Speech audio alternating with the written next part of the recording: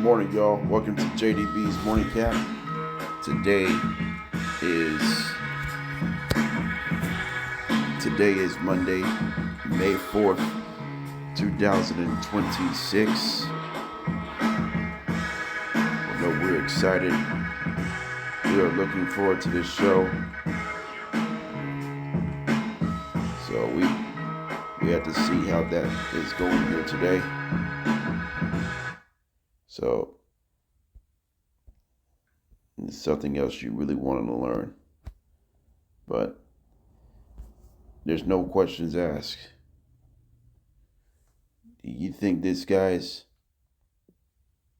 are really hungry for this? Yeah, they should be. They should be hungry.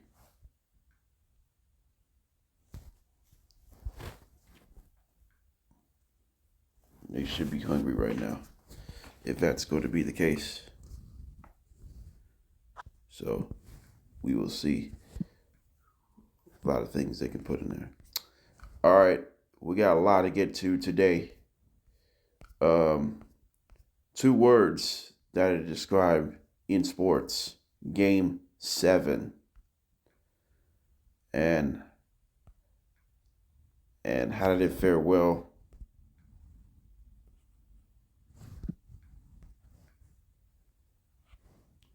the last 2 nights. So let's start off. We start off Game 7 on May 2nd, which is last Saturday. We start off the number 7 seed, the Philadelphia 76ers, taking on the number 2 seed, the Boston Celtics. The Philadelphia 76ers were in control for most of the game. The Celtics made the game interesting, but the 76ers finishing a 10-2 run to end the game. The final score in Game 7, the 76ers pulls off the upset to defeat the Celtics 109-100. The 76ers, their first series win in franchise history when trailing 3-1. They were 0-18 in that situation. Joel Embiid led the way with 34 points and Tyrese Maxey with 30 points. So they have combined 64 points. That is the most points by a duel in a winner take all game in Sixers history. And Paul George had a decent game on his 36th birthday, 13 points, including 3 threes, as the Philadelphia Sixers claims this series after they were trailing 3-1. So let me ask this question about the Philadelphia 76ers. How the 76ers pull off this series upset against the Celtics. Let's talk about the first one. The first question is how they did it. It's about resiliency. It's about team resiliency. They don't play perfection. They haven't been healthy. They've been going through some injuries, but they figured out the matchups. But we talk about the defense. The defense has been critical for Philadelphia in this series, for late in the series. When they were trailing 3-1, the defense is going to be critical down the stretch of this first round playoffs. And the defense has played very well in the final 3 games of the first round series.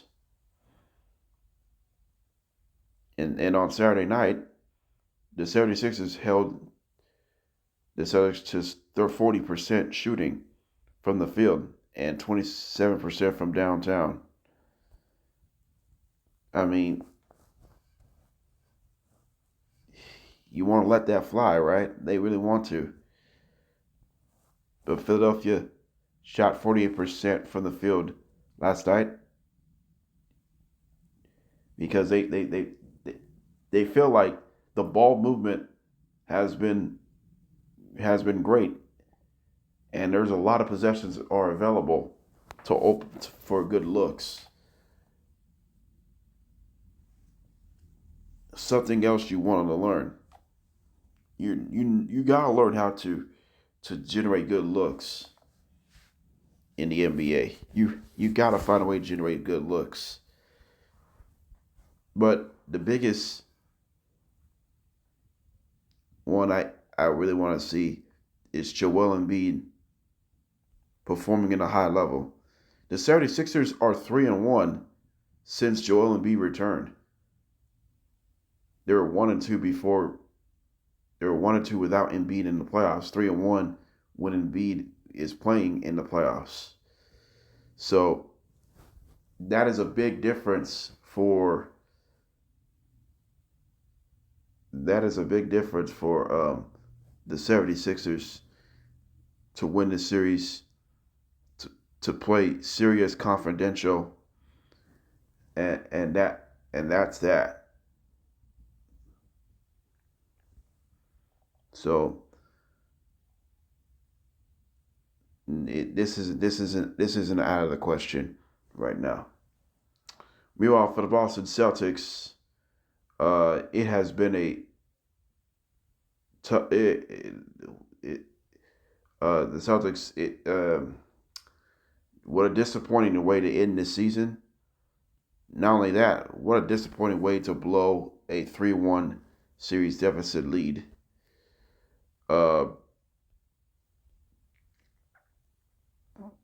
Struggled. And the Celtics were without Jason Tatum. He had a left knee injury that he suffered in Game 6. He tried to give it a go last Saturday, but he couldn't make it. So Jason Tatum sat out in Game 7. But the Celtics starters, they only combined just 59 points. 33 for Jaylen Brown, 26 for Derek White. Rest of the starters have none. Shireman started it, Garza started, and Harper Jr. started. They had no points by the rest of these three of the 5 starters. They just rely on their bench. And how did they not win this series when the Celtics outscored the bench than the 76ers? The 76ers outplayed themselves. But the Boston Celtics struggled for a 3-ball in these 4 losses. In these 3 wins, they shot above 41%. In these 3 losses, in these Celtics 4 losses, the Celtics have shot below 30% from downtown. 3-pointers have not been falling. They've been settled so many 3-point jump shots. They had some wide open looks. They couldn't make it. They struggled down the stretch of games in the 4th quarter. They just cannot execute in a high level. So, without Jason Tatum early in the season, doesn't help the Celtics championship cause. So that it is a strangely disappointment. But what is next for Derek White? Will he be traded during this offseason? I mean, Derek White. So honestly, I had to blame Derek White in this series. He struggled to shoot the basketball, but he did show up in Game 7. That was a good sign. He did show up in Game 7. He had 26 points, but he was really struggling for the entire 7-game first-round series. Just nothing has gone right. The other guy who showed up in Game 7 is Kata. He had 17 points. Sam Hauser with 11. Peyton Pritchard with 13. Hugo Gonzalez was active on defense. But the biggest stories in the series loss was their foul trouble of Kata. And there were a lot of fouls against Kata in this series.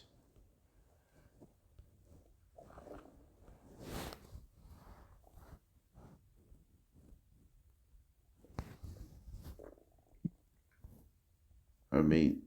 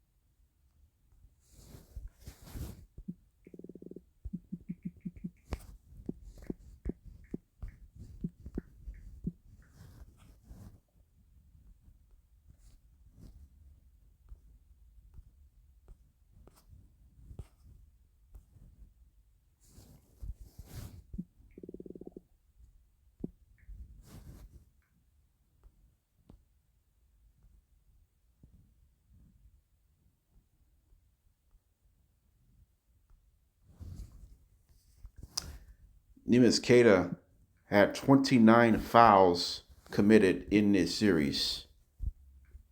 So Queta has committed 29 fouls, and he has played 7 games. 6 of them have been starts.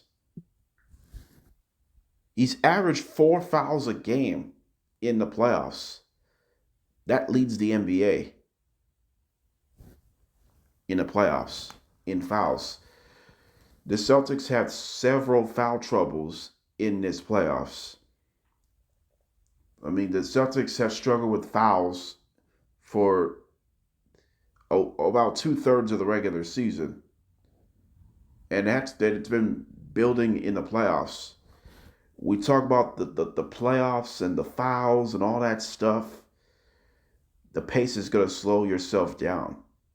But it's really bad. It's really tough right now. It's tough to go through it.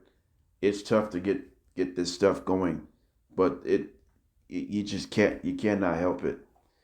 Neemias Queta committed 29 fouls in 7 games. He started 6 games. He came off the bench just 1 game. So in his relief. So what Celtics need to do to make a move this offseason? Does Celtics get another defender center to ensure to stop fouling? And how they can do that? Well, you had Garza, but Vucevic is not going to be the right fit for this team next season. They expect to move from Vucevic and add more shooting length, if that's going to be the case. So there's a lot going on. There is a lot going on here. So Philadelphia 76ers, congratulations on overcoming a 3-1 series deficit. And that is that here. All right, so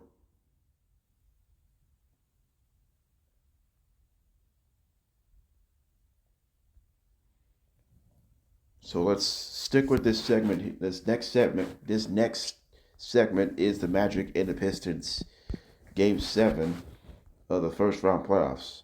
The Orlando Magic squaring off against the Detroit Pistons. The game was close, until the Pistons made a huge run. The Pistons able to overcame a 3-1 deficit. Cade Cunningham led the way with 32 points and 12 assists. Tobias Harris finished with 30 points and 9 rebounds, and 5 made three-pointers as the Pistons claims the series victory of the first round over the Magic 4-3. The final score, the Pistons beat the Magic 116-94 to end the Magic season. So, Detroit, here's my question. Has Detroit found identity after they came back from 3-1 series down? They had found most identity. They were the best. The Pistons are the best team in the East for a variety of different reasons. They're 60-22 overall in the regular season.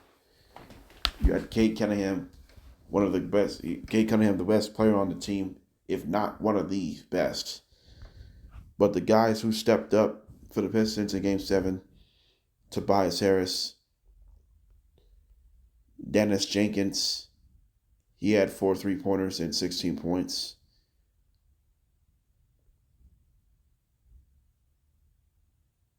Jalen Duren had stepped up down the stretch of this series. Despite being outplayed through the first 4 games, last 3 he has played exceptionally well. So if it wasn't for him, this series would not gone to 7 games. This game could gone roughly 6 games, maybe less than that. But Detroit did not quit. They showed resiliency. By the way, that's their Pistons' first series win since 2008 semifinals. That was the last time the Pistons won the playoff series. So their drought ends. And the Pistons also has a 3 home game playoff winning streak after they have lost their previous 11 home playoff games. So the Pistons are 3-1 in the playoffs at home. The only loss was Game 1 of the first round against the Magic, comparing to the Pistons 1-2 on the road in the playoffs. So they want some crucial road wins.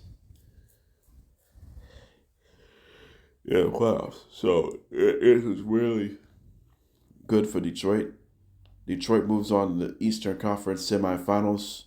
So we'll find out who will face the opponents, either Toronto or Cleveland. We'll talk about that later on in this segment as well. We offer Orlando Magic. We'll get to breaking news in just about 5 minutes or so, or less. Paolo Banchero led the wave of the Magic with 38 points. Desmond Bane had 16, but it was not enough to take this series from the Pistons. So the Magic ends up a 3-1 series collapse.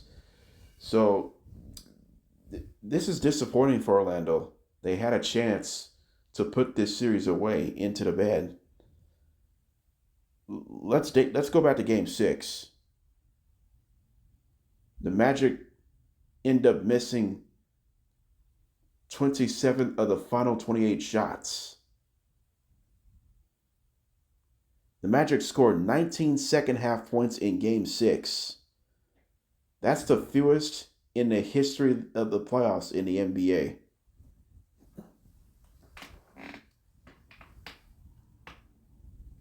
Pistons outscored the Magic in the second half in each of the last 2 games, 111-64. The offense gone stone cold down the stretch in the second half. The Magic,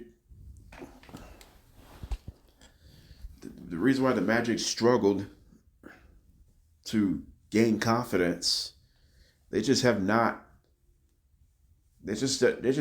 had firepower. Through the first 4 games of this series, the Magic has clicked all cylinders. Their last 3 games, they shot poorly, time and time again. and they turned the basketball over.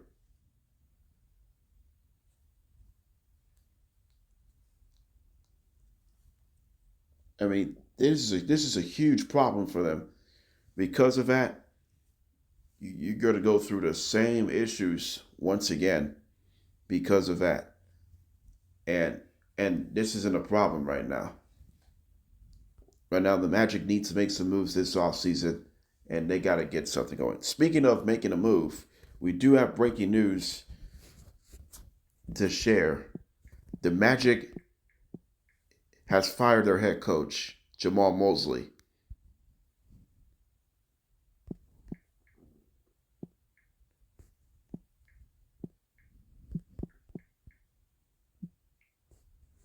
Jamahl Mosley has dismissed as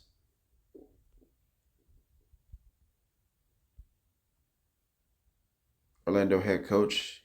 Spent 5 seasons with Orlando and made a postseason twice in 5 seasons, if I'm correct.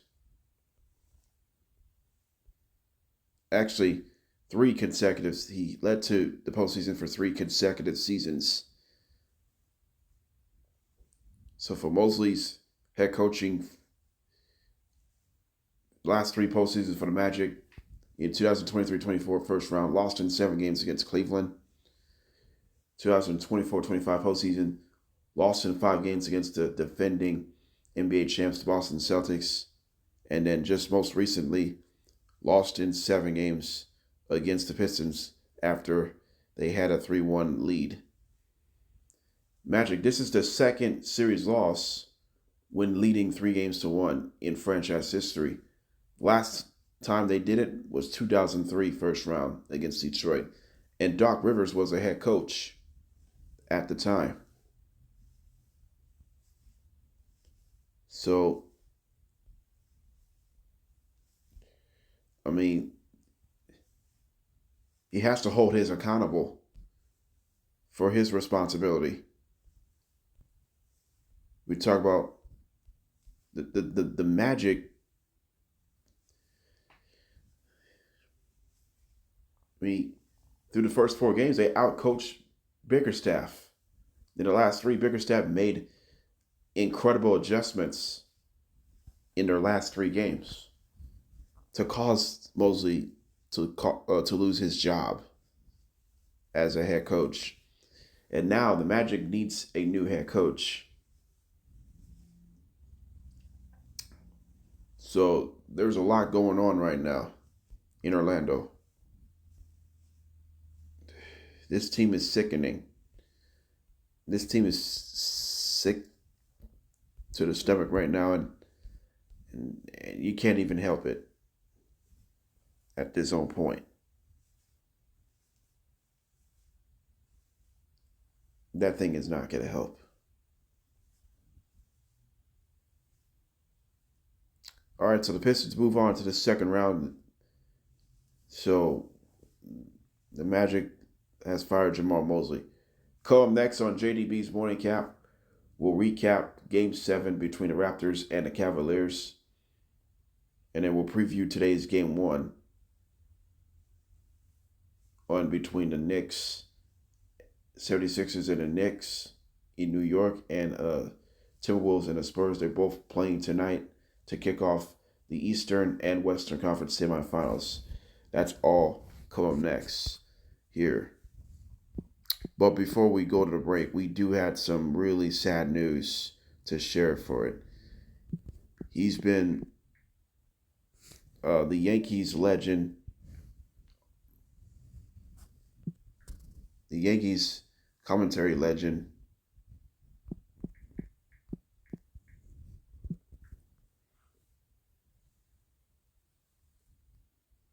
he spent 36 years, the longest tenure broadcasting in the history of the Yankees. John Sterling has passed away. John Sterling spent 36 years as the iconic voice of play-by-play announcer on the radio. He had several catchphrases He's calling a home run catchphrase called "It is high, it is far, and it's gone." And then the winning catchphrase, "The Yankees win, the Yankees win." So he spent 36 incredible seasons. He's also, in consecutive games history streak, he spent 5,060 games consecutive when he's called a game in the radio. He's also called 5,631 Yankees games total, 211 postseason games, including World Series. Yes. He's also called Atlanta Braves, the Nets, Islanders before he joined the Yankees. He has been the greatest voice in New York, not just in New York sports history, in Major League Baseball history in general. We lost another great voice. He was inducted to New York State Broadcasters Hall of Fame in 2016. So we lost to the coast to coast commentary. In 2022, we lost Vin Scully as a Dodgers iconic play-by-play announcer 4 years after John Sterling passed away. He suffered a heart attack early this year, but we do not know the cause of death just yet. We'll find out later. We'll get all the details as soon as possible. So we send our condolences, the entire Sterling family.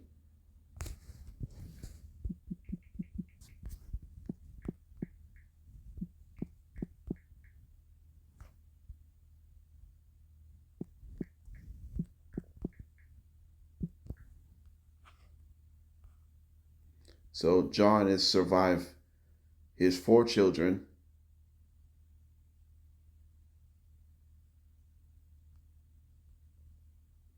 and his ex-wife, and John Sterling was 87 years old, and this man will be missed. Also, before we do that, Yankees are set to play the Orioles tonight to wrap up this 4-game series. The Yankees have taken the first 3 games. They're looking for a sweep, but tonight it's going to be a somber night here in New York. They're going to pay all the tribute for those of you who lost John Sterling. Michael Kay will call the Yankees game tonight on Yes Network to pay the tribute to celebrate the life on John Sterling, and this man will be missed.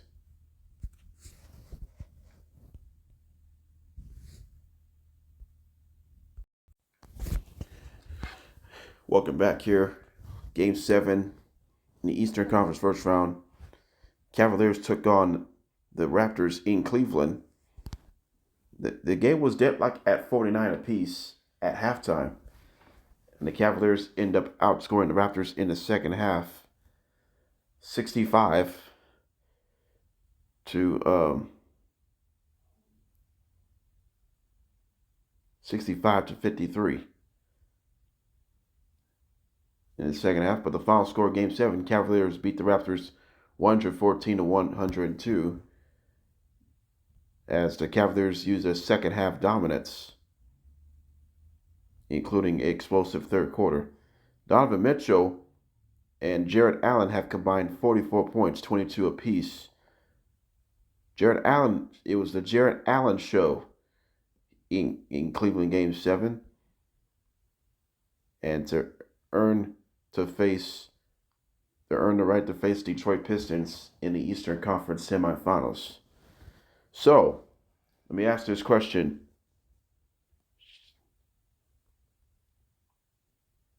About the Cleveland Cavaliers.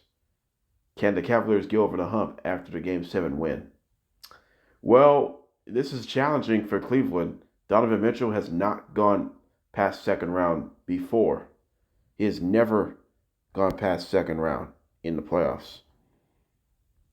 Right now, Donovan Mitchell has struggled in second rounds in the playoffs.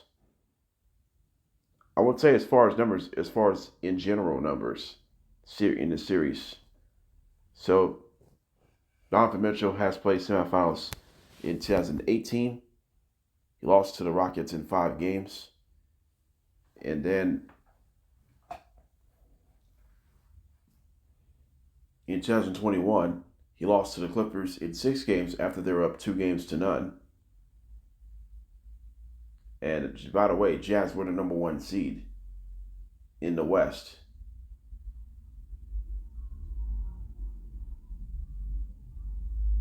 And then in 2024, he played a little bit. He lost to the Celtics in 5 games. So 0-3. And then last year, lost to the Pacers. Donovan Mitchell is 0-4 in semifinals. He has no series wins and 4 series losses in the second round playoffs for Donovan Mitchell. So he is due to do that. But James Harden, he usually struggles in game sevens. He didn't shoot the ball great, just 3 for 9 for the field. He did have 18 points and 11 made free throws out of the 13 attempts. But if it wasn't for him, the Cavaliers would have lost that series. But it's all about protecting home court, right? Yes. All 4 wins by the Cavs have been won at home. The Raptors know how to protect their home court themselves. And I'm impressed with Toronto, the way they battled in this series. I'm impressed with Toronto, with Scotty Barnes, RJ Barrett. These guys have been playing a lot of confidence. Scotty Barnes led the way with 24 points. RJ Barrett with 23. Some role players. Jamahl Mosley had 14 points. Jacoby Walter had 13. So there's some key role players for Toronto, but the reason why they lost last night, they shot 29% 3-point shooting yesterday, 8 for 28 from deep, and missed free throws. They went 18 for 26 at the line last night, 69%, and they commit 14 turnovers. Most of that have been since halftime. So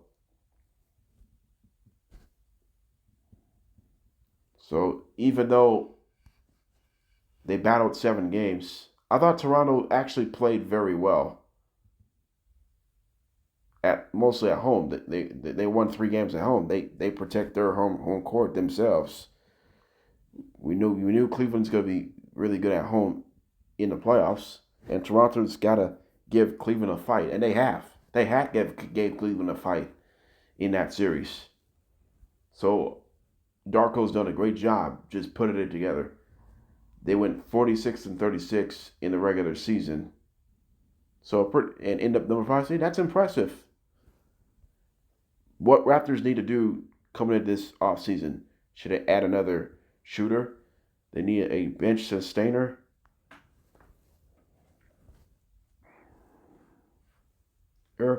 They got to improve their clutch situation, and they need to improve their free throw shooting. So Toronto's a talented young basketball team, but we knew that series is going to be tested. At least you battled 7 games. You didn't take the series, but you fought hard. Good job, Toronto Raptors. The way the team has been playing all season long. Y'all battled your butts off in this one.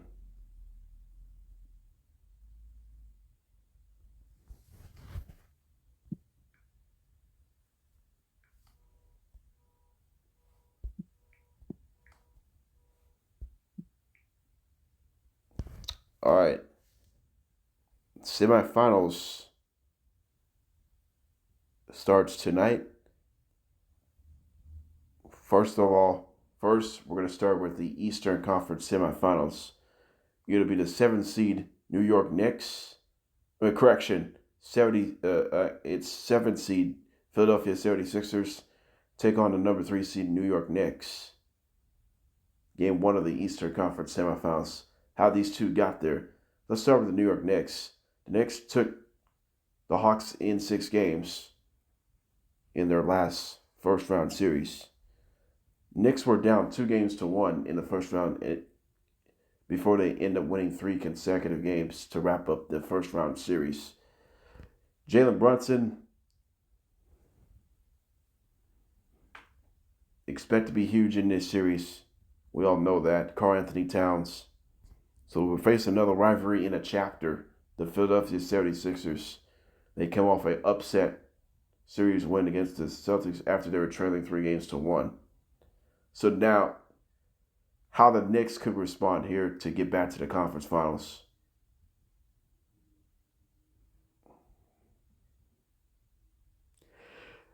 The New York Knicks just need some confidence. They need to win some games. They need to take themselves into control.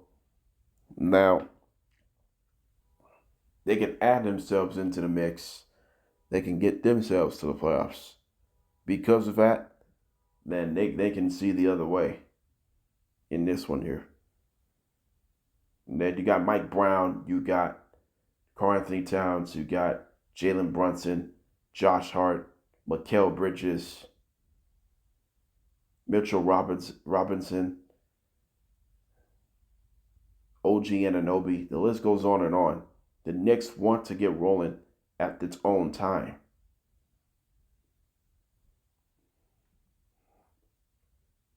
This is a big game tonight for the New York Knicks. Facing a big crowd. Knicks are home to start this series. And now, this is a rivalry, another rivalry in the chapter. You got the 76ers and Knicks. 2 teams don't like each other. So Knicks and 76ers in a regular season series, they went 2-2. And each team has won twice in the opponent's venue. Sixers won 2 games at the Garden. Knicks have won 2 games in Philadelphia. So this is a big step for the Knicks to take game 1 of the Eastern Conference semifinals. They got to get through that.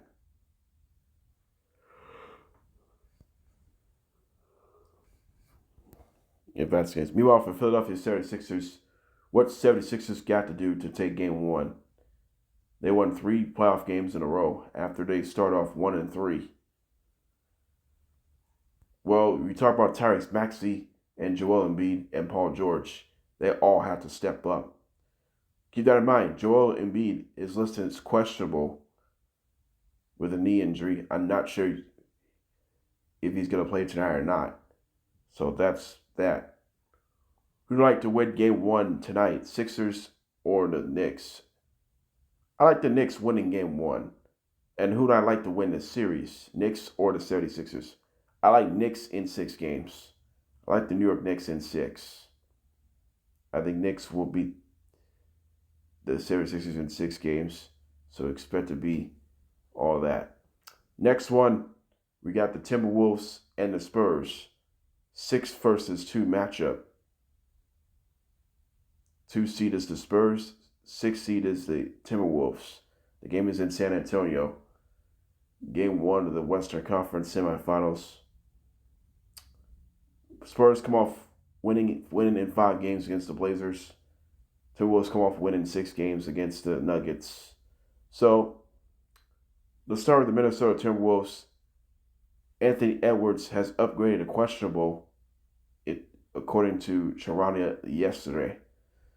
So the question is, should Anthony Edwards play tonight or should he sit out for game 1? I believe I'm confident that Anthony Edwards is going to play tonight. I think he should play tonight to make sure we can get a huge Game 1 road win. They had some huge road wins in the playoffs, including they won in Game 2 against the Nuggets in their last round. So let's see. Let's see if they can claim a home court advantage to start this series for Minnesota. So if Anthony does not play tonight, who has to step up if Edwards is out for the third game in this playoffs?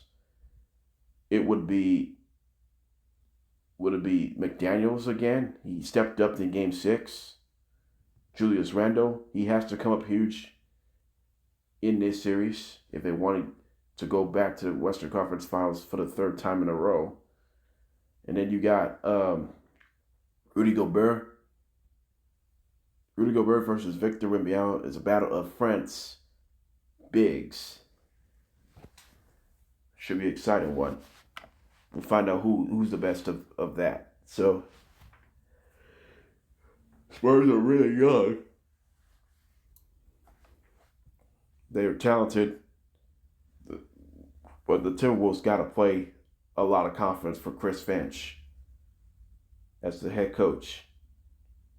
But that's going to be the key case. Somebody else has to take over.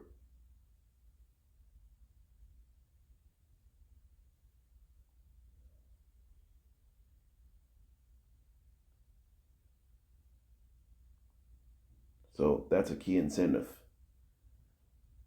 for Minnesota to put themselves in together.